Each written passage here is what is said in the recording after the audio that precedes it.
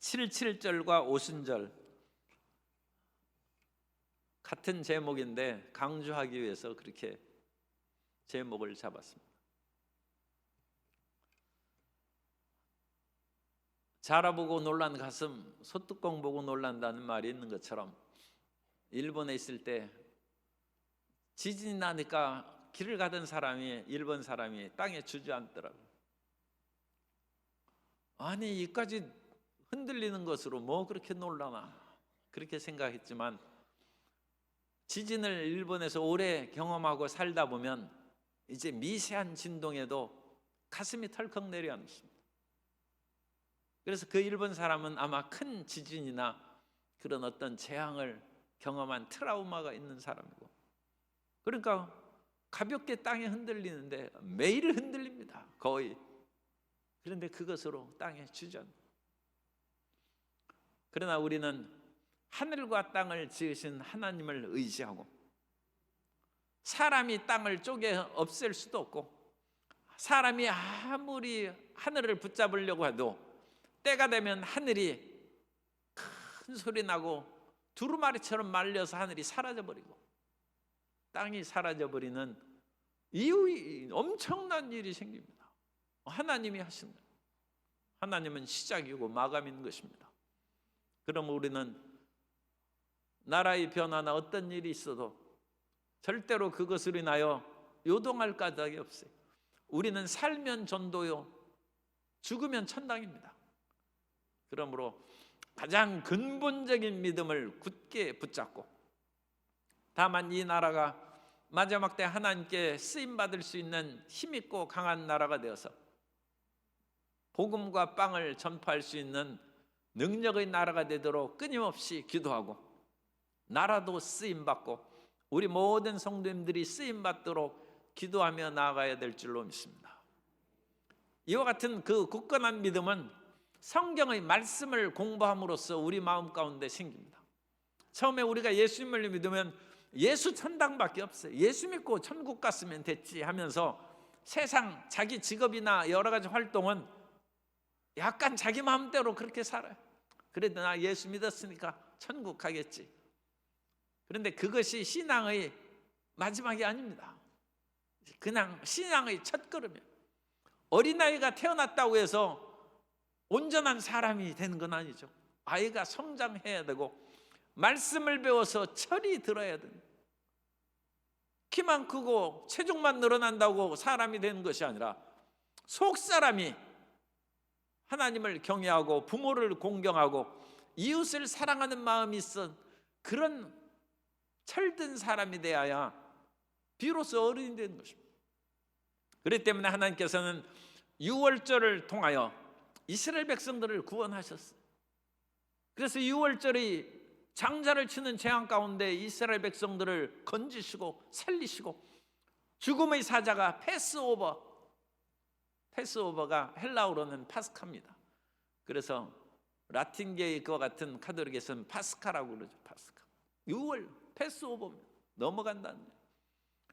우리에게 예수 그리스도를 믿음으로 말미암아 죽음의 사자가 넘어간 줄로 믿습니다. 그러므로 우리는 살아서도 주님의 도우심을 받아 영원히 잘된같이 범사잘 되고 강건한 복을 누릴 뿐만 아니라 죽어서 주님 나라에 들어가는 하나님의 자녀가 된 것입니다. 그런데 이제 죽어서 하나님의 나라에 가는 것은 당연하다 할지라도 살아있을 때 하나님이 기뻐하시는 삶을 살아야 주님 전에 섰을 때 부끄러움이 없을 줄 믿습니다. 그래서 우리가 하나님 앞에 바르게 설 수 있도록 이 땅에서 어떻게 살아야 되느냐, 그것이 문제예요. 우리 크리스찬들이 하나님 앞에 설 때 과연 착하고 충성된 종아 잘하였도다, 그 칭찬을 들으려면 성경을 읽어야 됩니다. 왜냐하면 성경은 하나님의 뜻이기 때문에.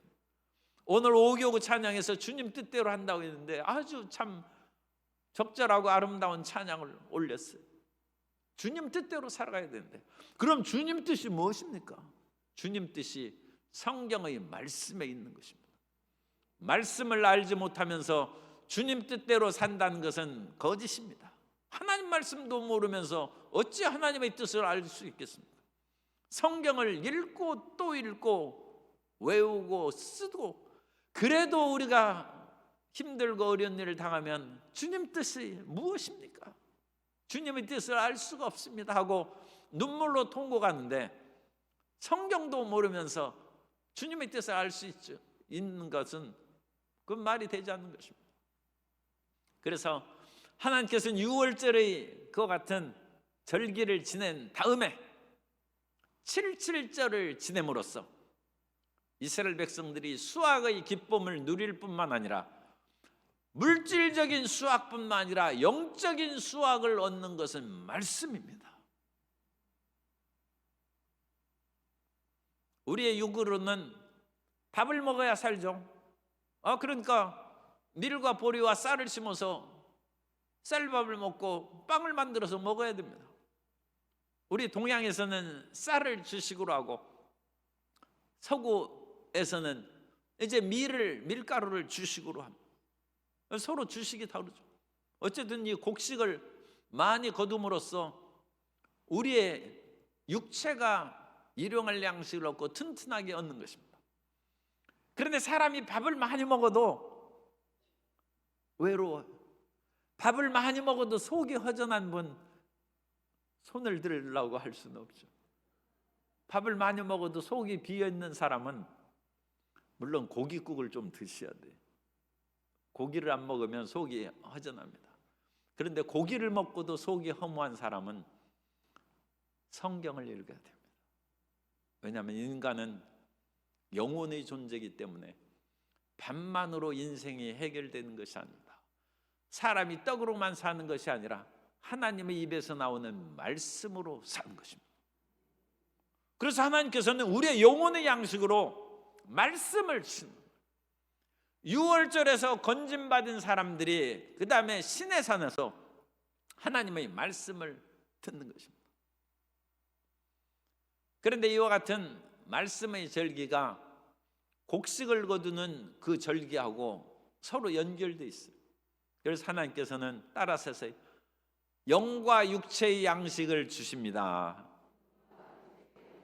그래서 우리의 영혼의 양식인 말씀도 주시고, 사람이 말씀만 먹고 밥을 안 먹으면 몸이 약해집니다. 그래서 밥을 먹을 수 있도록 일용할 양식도 주시는데, 77절은 이제 보리의 추수가 막바지에 들어가고 밀을 추수하는 절기가 77절입니다. 그래서 6월절을 지난 후에 7주를 계산하라고 했어요. 7주. 그래서 7주. 그러니까 7이고 한 주는 또 7입니다. 그래서 7주는 7 곱하기 7에서 49일이에요. 그래서 49일 후에 이제 절기를 적히니까 그게 50일째죠. 50일째니까 그것을 오순절이라고도 하고 77절이라고도 하고, 또 이 77절은 처음에 성도 여러분, 또 성도 여러분도 여기 도시에 살아서 그 농사 일을 알겠습니까? 저나 마찬가지죠. 보리를 먼저 거둡니까? 밀을 먼저 거둡니까? 보리가 먼저 익어요? 밀이 먼저 익어요? 네? 그거 별 몰라도 크게 지장은 없는데, 보리가 먼저 익는 것으로 그렇게 책에 나와 있어요. 그래서 보리, 그리고 그건 이스라엘에 있어서는, 사실 우리나라에 있어서는 또 잘 모르겠어요. 어쨌든 그것은 이스라엘에 대한 그런 책이니까. 그래서 이스라엘에서 보리를 처음 거둡니다. 그런데 이 보리도 옛날에 어렸을 때는 이게 보릿고개를 짓는다고 그러지 않습니까? 그래서 보리를 다 걷어 먹으면 안 되고, 보리가 아직 채 연글지도 않는데 그 청보리를 그와 같이 불에 태워서 먹는다거나 먹을 것이 없으니까, 그래가지고 이 77절의 지난 첫날에 6월절을 지나고 안식일을 짓는 첫날부터 계산합니다. 그래서 이것은 이제 예수님의 부활을 하면 예수님께서 유월절의 어린 양으로 돌아가셨다가 안식일이 지난 첫날 부활하신 거예요. 예수님이 첫 열매예요. 부활의 첫 열매. 그리고 거기에서부터 50일이 지난 후에 모든 사람에게 성령이 임한 거예요. 그래서 그것을 오순절이라고 합니다. 어쨌든 정확하게 따지면 이 유월절을 지나고 그 다음에 안식일을 지난 다음 날, 안식일은 토요일입니다. 그래서 안식일 다음 날이니까 이것이 주일이에요. 주일. 오늘 우리로 하면 일요일, 주일에 그때부터 이제 계산하는데, 그때 첫 보리 수확, 보리 수확이 아니라 그와 같이 아직 익지 않은 청보리를 수확합니다. 그래서 그것을 하나님 앞에 드리고, 또 식량이 부족하면 그것을 일부 잘라서 먼저 먹었겠죠. 나중에 보리 익는 거 기다리다가 다 몸이 쇠약해지고 굶어 죽으면 안 되잖아요. 그러니까 미리 조금 잘라 먹는 거예요. 그리고 나서 보리가 이제 익고 거두기 시작해서 50일이 지나면 보리 수확은 거의 다 끝나요. 그런데 보리 수확이 끝나는 그 무렵에 밀의 수확이 시작된다. 밀이 그 다음에 수확된다. 우리 보리 심고 밀을 심어본 분 맞습니까? 그래서 그때부터 이제 밀을 수확하는 거예요. 그래서 밀을 수확하는 것은 맥추절이라고 해요. 그런데 보리나 밀이나 다 보리 맥자를 씁니다. 맥자. 그런데 보리는 대맥이라고 하고 밀은 소맥이라고 그래요. 그래서 우리 성경에 맥추절이라고 번역된 것은 우리가 헷갈려요. 이게 보리인지 밀인지 알 수 없어요. 그러니까 소맥절이라고 바꾸는 게 좋아요. 소맥절이에요. 소맥절.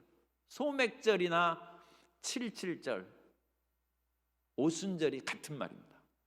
첫 보리 수확을 한 후에 50일이 지나면서 밀을 수확하니까 이것은 소맥절이에요. 그런데 우리 성경에는 맥추절이라고 했어요. 소맥절이고, 이때는 77 지났으니까 50일째 오순절.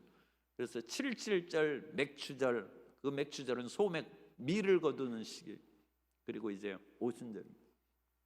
그 용어가 이렇게 되는데, 그래서 하나님께서는 이스라엘 백성들이 가나안 땅에 살아갈 때 이 맥추절을 항상 지키고 77절을 항상 지킴으로써 하나님께서 주신 일용할 양식을 인하여 주님께 감사라는 것입니다. 감사라. 그래서 7주를 셀지니 곡식의 낫을 대는, 이 곡식은 무슨 곡식이에요? 그러니까 이 곡식은 보리입니다.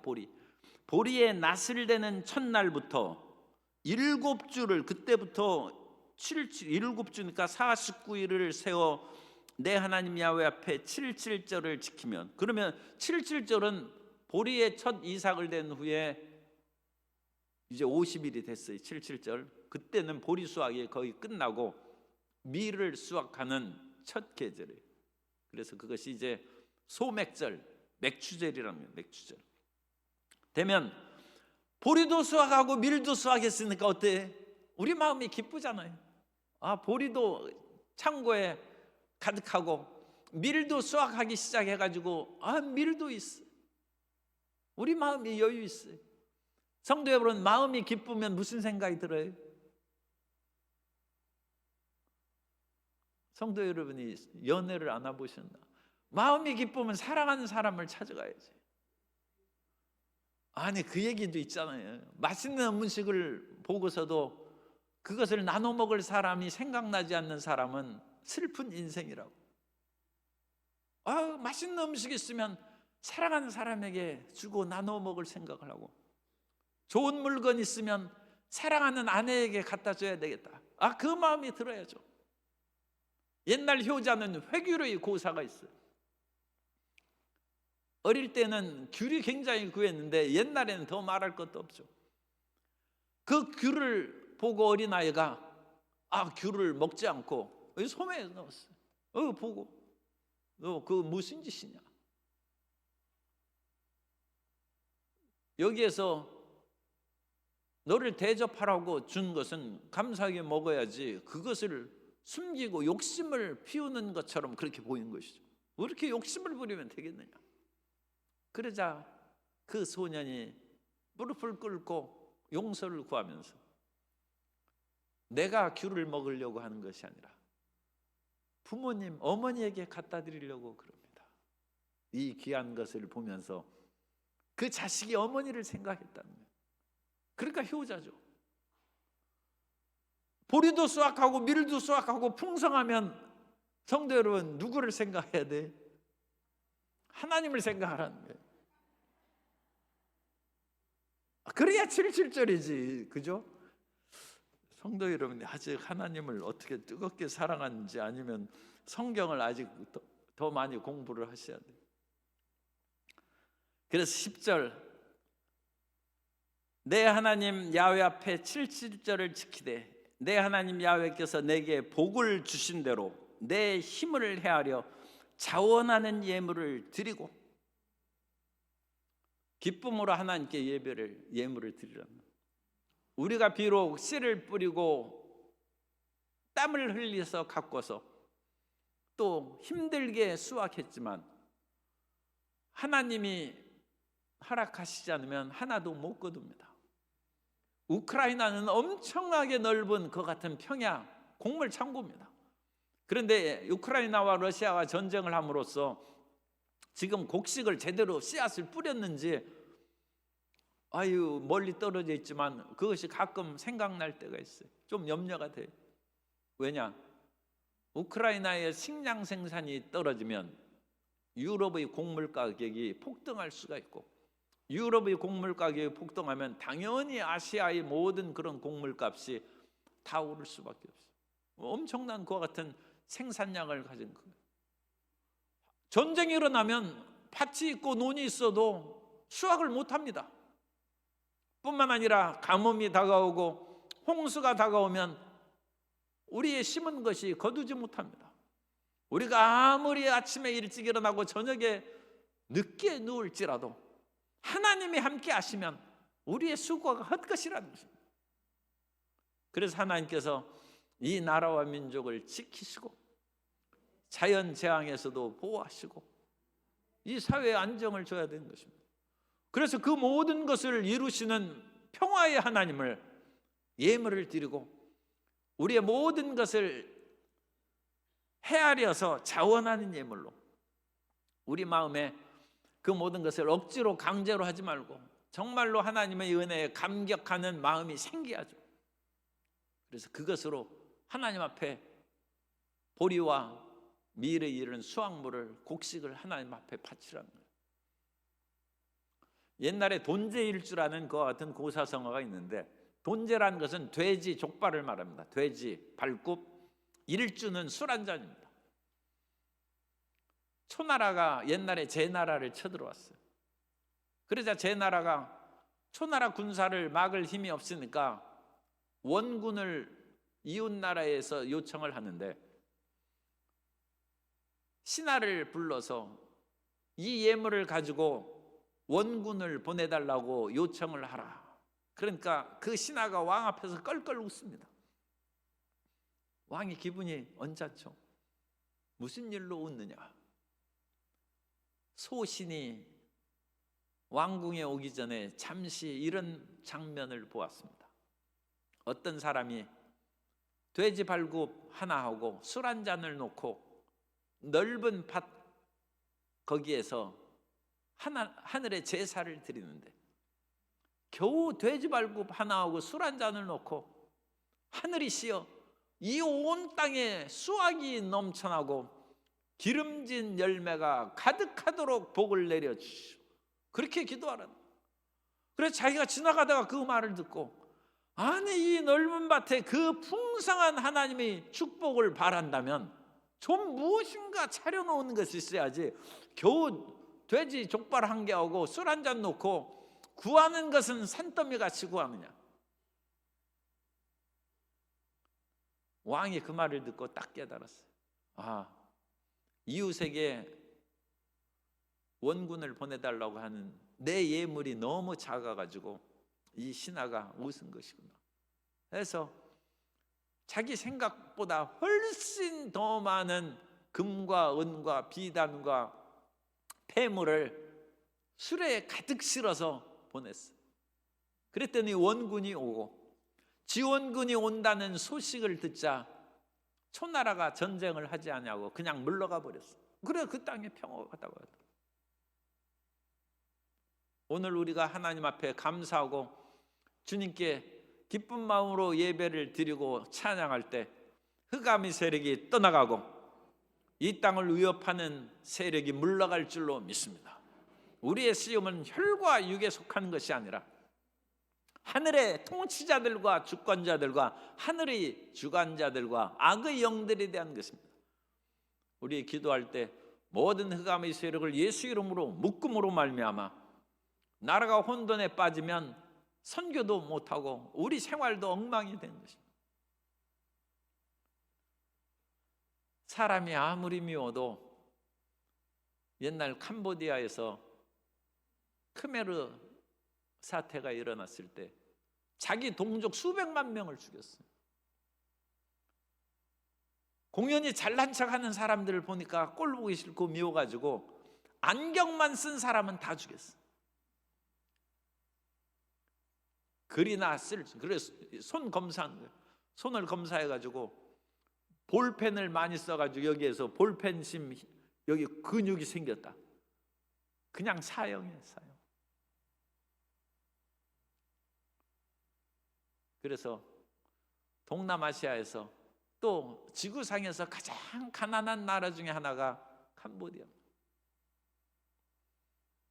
자기와 견해가 다르다고 해서 그렇게 사람들을 다 제거해 버린다고 그 사람들이 영웅이 되겠습니까? 민족의 역적이죠. 그리고 그 날은 곤두박질을 해서 모든 사람들이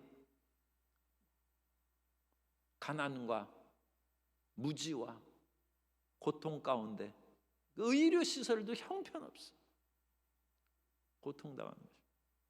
그럼 우리는 끝까지 하나님께 감사함으로 하나님께서 이 나라와 민족을 지켜주시도록 기도하시고 하나님이 허락하시지 않으면 참새 한 마리라도 땅에 떨어지지 않는다는 말씀을 믿고 말씀을 믿는 것이 하나님을 믿는 것입니다.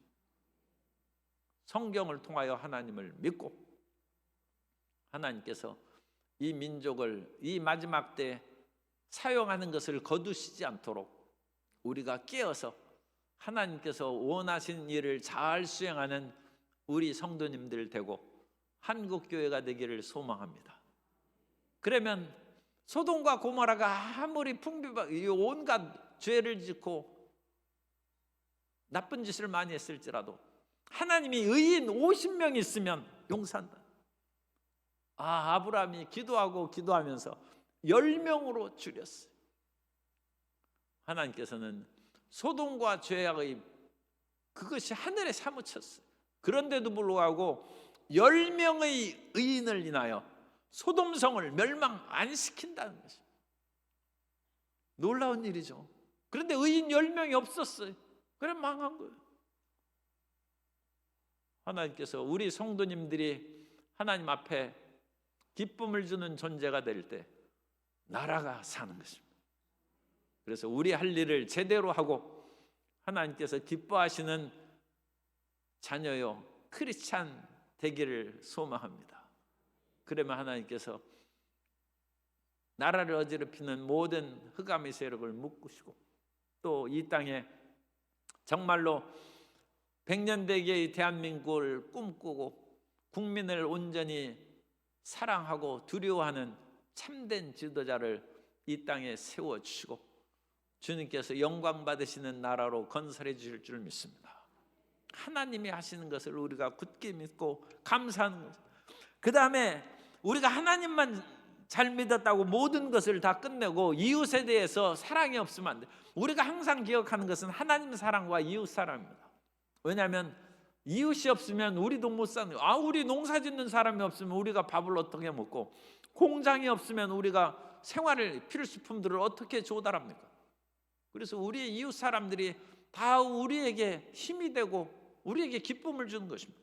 그러므로 11절에 너와 내 자녀와 노비와 내 성중에 있는 레위인과 및 너희 중에 있는 객과 고아와 과부가 함께 내 하나님 야훼께서 자기의 이름을 두시려고 택하신 곳에서 내 하나님 야훼 앞에서 즐거워할지라. 함께 즐거워하고 함께 어울려 살아가는 그런 사회를 건설하라는 거죠. 우리나라가 지금 함께 사는 법을 안 가르쳤어. 왜 함께 사는 법을 안 가르치냐? 대입만 해도 네가 떨어져야 내가 붙는 이 시스템으로 계속 지금 진행됐는데, 같이 공부하던 사람도 이게 내 적수예요. 경쟁자예요. 이게 비참한 사회죠. 그러니까 이웃과 화목하고 함께 어울려 살아가는 그런 교육이 부족합니다.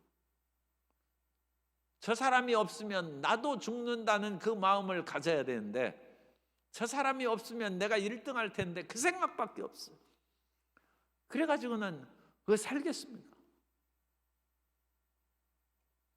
그래서 우리는 정말로 자기 받은 달란트, 다양한 달란트대로 각계각층에서 일해야 되고, 그러니까 우리도 월급 차이를 많이 줄여야 돼요. 그래서 소위 말하는 화이트 칼라의 월급하고 블루 칼라의 그런 월급이 큰 차이가 별로 없어야 돼요. 그럼으로써 자기의 달란트대로 소신껏 살아갈 수 있는 그런 사회가 만들면 그것이 이제 행복한 사회가 됩니다. 그건 이상적이고 참 이루기가 굉장히 쉽지 않은 것이죠. 프랑스가 얼마나 자유와 평화와 민주를 사랑하는 나라인데, 프랑스가 요즘에 시끄럽고 그래가지고 나라가 거기도 뒤집어질 지경이에요. 그런 나라는 그야말로 오래전부터 민주화 운동을 하고 그것이 정착되고 뿌리를 내리는데도 여전히 집단 이기주의가 서로 간에 있음으로써 나라가 제대로 굴러가지를 않아요.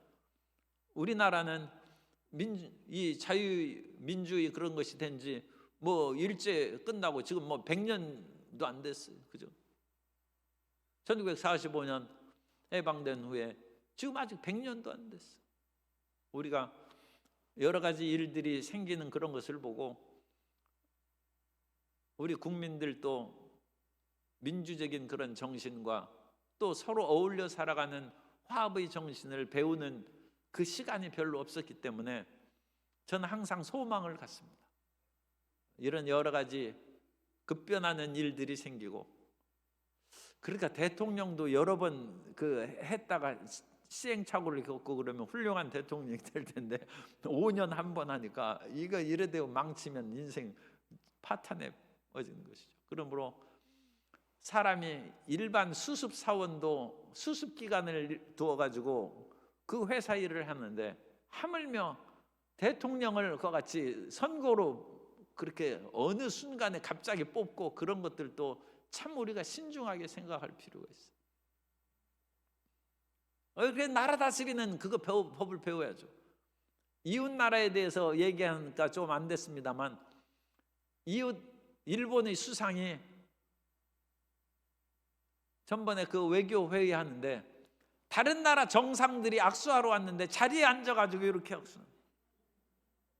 이런 결례가 어디 있어요? 그런데 그 사람이 처음 수상하는 거라 그냥 별 악의 없이 그냥 자기는 앉아서 하고 다른 나라 정상들은 서서 악수하고, 이건 아랫사람에게 하는 듯한 그런 모습을 보이므로 외교적인 결례를 행했다. 그것이 이제 뉴스에 그렇게 나왔는데, 경험이 없으니까 이제 그런 일이 생긴다. 그러면 밑에 보필하는 보좌진이라도 똑똑한 사람을 두어서 이러면 안 됩니다. 그걸 얘기를 해줘야죠. 그런데 그런 얘기를 했다가는 또 자기가 쫓겨날 그런 상황이 된다. 그러면 그 나라가 정말 부끄러운 나라가 됩니다. 그래서 우리는 좀 부족하더라도 우리의 회사를 운영하거나 나라를 잘 운영할 수 있어요. 그것은 좋은 이웃이 있을 때, 그런 이웃의 도움을 받고 조언을 받고 이웃의 능력으로 우리가 안정되어 어떤 일을 수행할 수 있다는, 그런 일을 하기 위해서는 우리의 이웃과 함께 밀과 보리 소산물을 나누고 함께 즐거워라. 함께 사는 사회를 만들고 함께 힘을 합하는 그와 같은 학교 교육을 시행하고, 그러면 우리가 사는 학교 생활도 직장 생활도 이 나라도 서로 물고 죽이고, 그래 누가 세우든지 이 나라는 운영하기 어렵습니다. 그것은 다른 사람이 도와줘야 되는데 다른 사람이 돕지 않으면 어느 한쪽 편으로는 그것이 충분한 실력과 능력이 발휘되기가 어려운 것이죠. 그래서 우리에게 이웃이 소중하다는 것을 항상 마음 깊이 새기고 함께 어울려 살고 함께 즐거워하는 성도 여러분 되시기를 주님 이름으로 축복합니다. 그래서 최소한 교회 안에서 그런 마음을 가져야 돼요. 교회 안에서 나는 하나님 잘 믿으니까 끝났다, 그렇게 생각하면 안 돼요.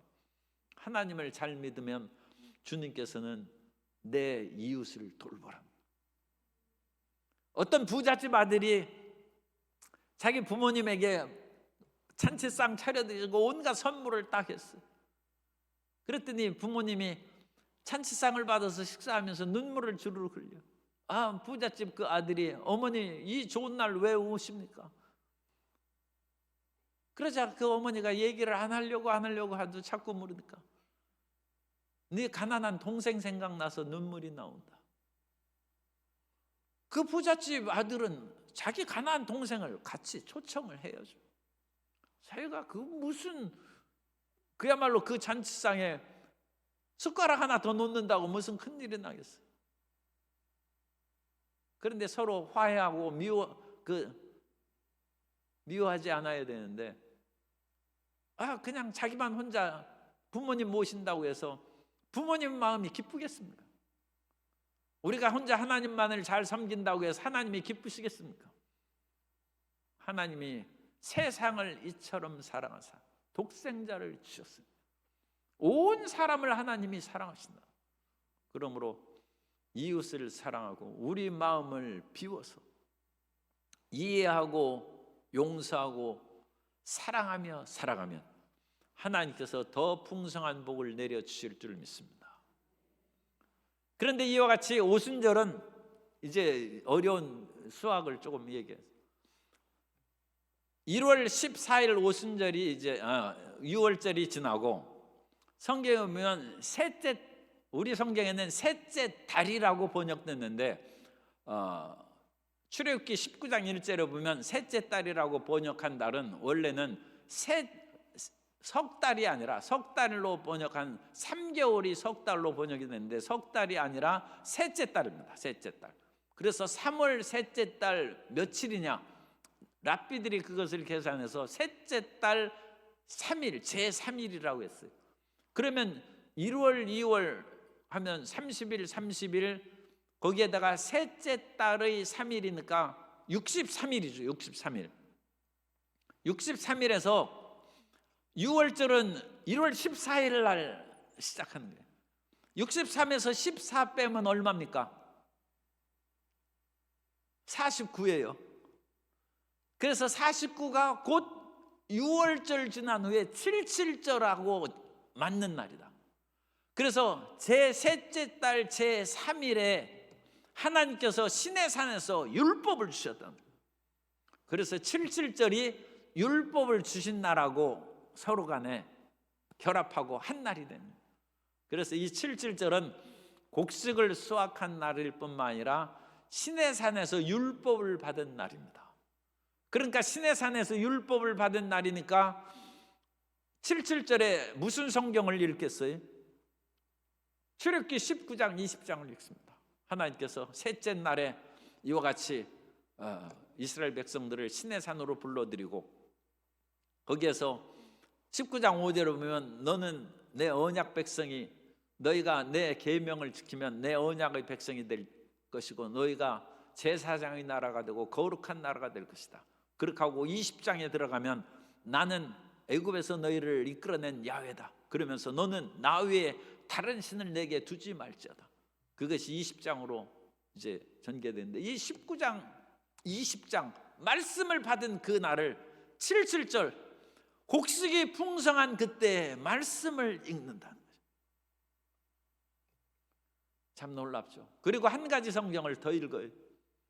추수기에 큰 복을 받은 가장 아름다운 사건이 어디에 기록됐어요? 룻기에 기록됐죠. 그 추수의 절기에 룻이 남편도 없고 먹을 것도 없고 이삭 줍는 처참한 여인에, 더군다나 이스라엘 여자도 아니고 모압 사람으로 그야말로 고통을 당하는 그 사람인데, 의지할 것 없는 룻이 돈도 없죠, 남편도 없죠, 더군다나 외국인으로서 여러 가지 소외감을 느끼고 사는 그 룻이 보아스를 만나서 남편이 생기고 아들이 생기고, 그 아들이 오벳을 낳고 오벳은 이새를 낳고 이새는 다윗 왕을 낳으니라. 이런 놀라운 역사가 있는. 그래서 77절에는 출애굽기 말씀을 주신 그 본문과 룻기의 성경을 읽습니다. 이스라엘 사람들이 지혜롭지 않을 수가 없어요. 그 사람들이 일용할 양식만을 얻는 것으로 머무르는 것이 아니라 하나님께서 이 양식을 주셨은즉 우리가 힘껏 내리라 하면서 그 이스라엘 백성들은 그때 적합한 성경 말씀을 찾아서 말씀을 읽는다. 그래서 육의 양식과 영의 양식이 채워지는 거죠. 그리고 신약 성경에는 그것의 완성을 얘기합니다.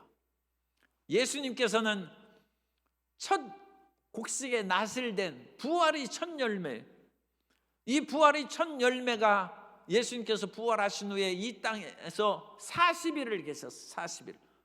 그리고 예수님께서 승천하신 후에 열흘 뒤에 성령이 강림했어요. 그래서 50일째 사도행전 2장에 성령이 강림한, 이것이 이제 77절의 영적 완성입니다. 그러므로 77절은 세 가지 뜻이 있어요. 첫 번째, 육의 양식인 보리와 밀을 수확하는, 먹을 것이 있어야죠. 두 번째, 사람이 떡으로만 사는 것이 아니라 말씀이 있어야 됩니다. 사람이 말씀으로 충만할 뿐만 아니라 성령 받아야 된다. 오순절은 성령 충만함이죠.